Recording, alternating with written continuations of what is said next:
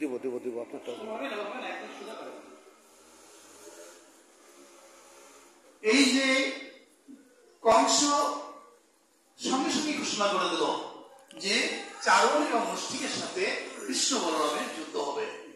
নন্দ রাজা বলছে, মহারাজ এটা অন্যায়, কারণ সমানে সমানে ছাড়া যুদ্ধ হয় না, মুষ্টিযুদ্ধ করতে গেলে সমানে সমানে লাগবে।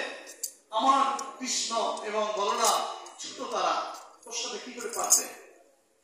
ভগবান বলছে, বাবা আপনি চিন্তা করেন না, আমরা যুদ্ধ করব। কৃষ্ণ বলরামের সাথে এই দুইজনের যুদ্ধ শুরু হলো। যুদ্ধে দুইজনই মারা গেল, চারণও মারা গেল, মুষ্টিকও মারা গেল।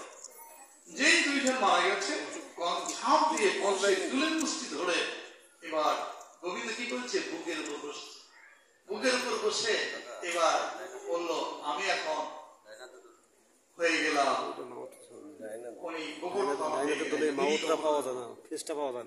যে গিরি গোবর্ধনকে 7 দিন 7 রাত এই ইন্দ্রের কোপ থেকে রক্ষা করার জন্য, ব্রজবাসীকে রক্ষা করার জন্য কনিষ্ঠ মূল দিয়ে ধারণ করেছিল ভগবান।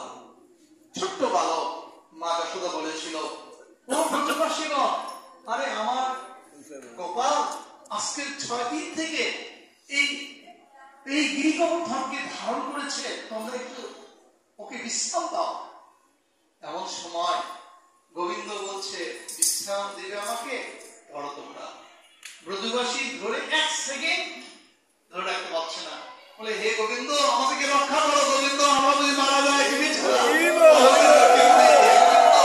আমাদেরকে রক্ষা করো, রক্ষা করো।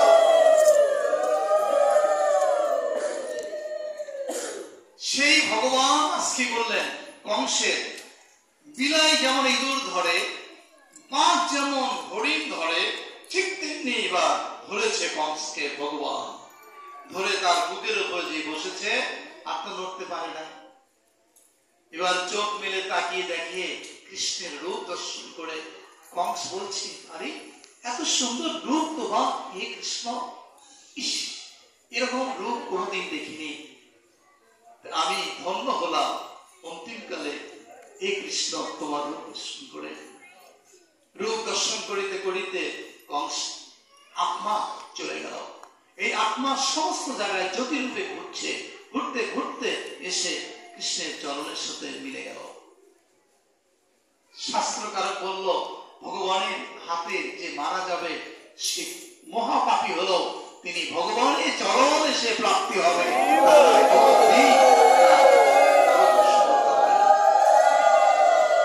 যার নাম দিলেই পাপীটাকে উদ্ধার হবে, আর সেই সাক্ষাৎ ভগবান দর্শন করলেন।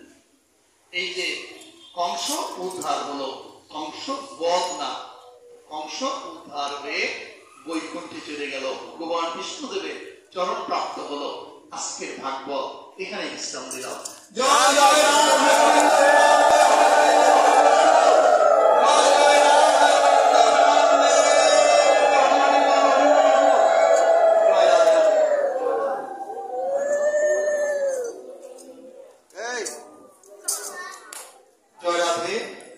আজকে 3 দিন ব্যাপী ভাগবত পাঠে ত্রুটি বিচ্ছুতি যদি হয়ে থাকে, আমাকে আপনারা অত্যন্ত ক্ষমা দৃষ্টিতে দেখবেন। সুদূর গাইবান্ধা থেকে এসেছি, আপনাদের মাঝে 3 দিন আলোচনা করলাম, ত্রুটি বিচ্ছুতি হলে ক্ষমা দৃষ্টিতে দেখবেন, কারণ আপনারা কৃষ্ণ ভক্ত, গৌর ভক্ত। তাই আজকে আলোচনা এখানে বিশ্রাম দিয়ে দিলাম।